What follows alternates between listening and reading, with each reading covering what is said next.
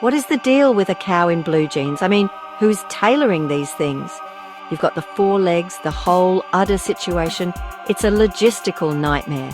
But this cow, Cowfro, he pulls it off.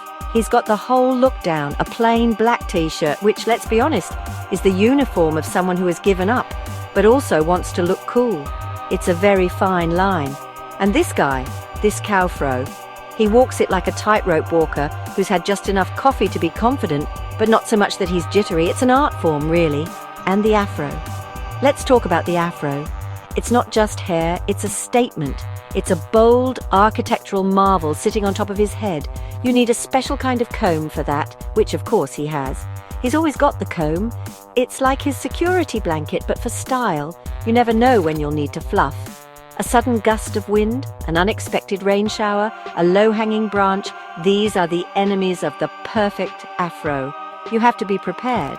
This is a cow who understands preparation. He's not just winging it. Then you have the accessories. Everyone's got their thing. Some people have a watch, some people have a ring. Cowfro, he's got a moonstone axe necklace, an axe, around his neck. What is he, a lumberjack from the moon? It's a choice. You see that, and you know this isn't your average run-of-the-mill field-grazing bovine. This is a cow with a backstory, a cow with an edge. A cow who probably has very specific opinions on what constitutes a good bagel. You just know it. So you've got the pants, the shirt, the magnificent afro, the comb, the lunar Viking jewelry. What does it all mean? It means this is a cow who knows who he is. He's not trying to fit in. He's not asking for your approval. He's just living his life. One perfectly combed, well-accessorized day at a time, and you have to respect that. Or at least be a little confused by it, which is basically the same thing. This is a cow who is completely unapologetically himself. And what more can you ask for? So you're on a plane. You've got your tiny bag of peanuts, you're trying to figure out the little screen, everything's normal. Then suddenly, it's not. There's shaking, there's noise.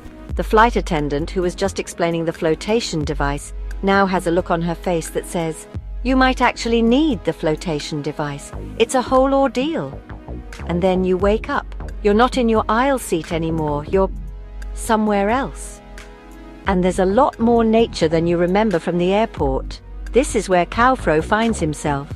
One minute he's probably thinking about the in-flight movie selection, which is always terrible, by the way. Who picks these things? The next, he's blinking in the sunlight, surrounded by wreckage. His head is spinning. "Oy vey," he mutters, his voice a perfect blend of Bensonhurst and the Lower East Side. "What happened here? Did we land? This don't look like JFK." Not enough people yelling at each other. The confusion is real. The disorientation is palpable. It's like waking up on a Monday morning and realizing it's actually Tuesday.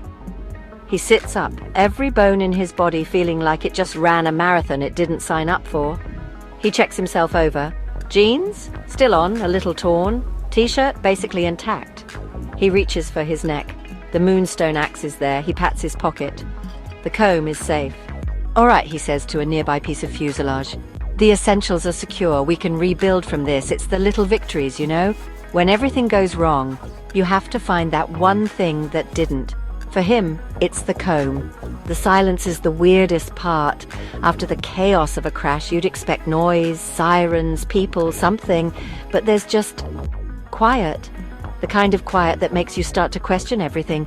Did anyone else make it? Where am I? And most importantly, where am I going to get a decent egg cream out here? These are the big questions. Cowfro looks around at the scattered luggage and debris. A lone cow in a sea of somebody else's vacation plans. It's a very strange, very specific kind of lonely. As Cowfro starts to get his bearings, he notices them. Little rectangles of cardboard, scattered like confetti from the world's most depressing party. They're everywhere, face down in the dirt, leaning against a tree, one even stuck in the branches of a bush. What are these? Business cards for a very unlucky company? He lumbers over to the nearest one and flips it with his hoof. It's got a picture on it. A guy in a chariot. It's a tarot card. A tarot card. What, is this a psychic convention? Did the pilot take a wrong turn at Albuquerque and end up at a Renaissance fair? He sees another one a few feet away, then another. It's a whole deck, blown to the winds. And something inside him, some weird bovine instinct, tells him he needs to pick them up. So he starts his mission. He finds the fool near a deflated life raft. "The fool?" he scoffs.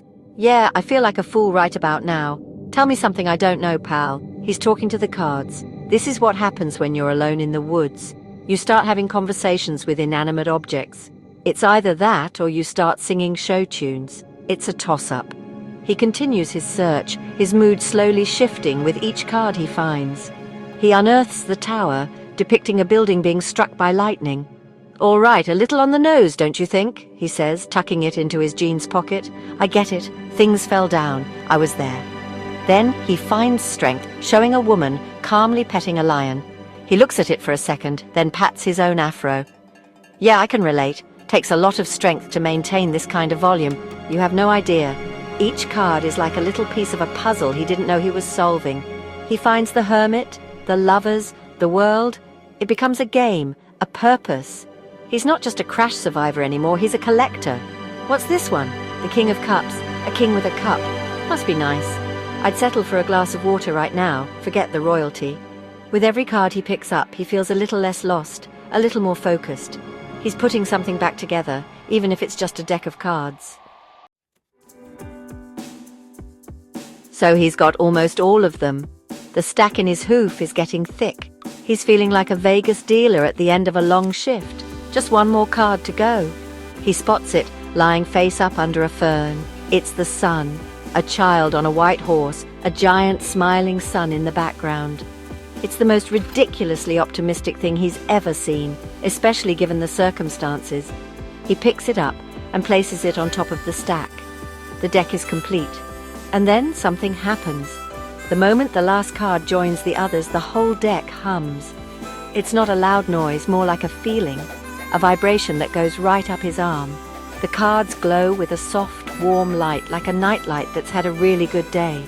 The energy flows into him, chasing away the aches and the exhaustion. It's like a shot of espresso for the soul.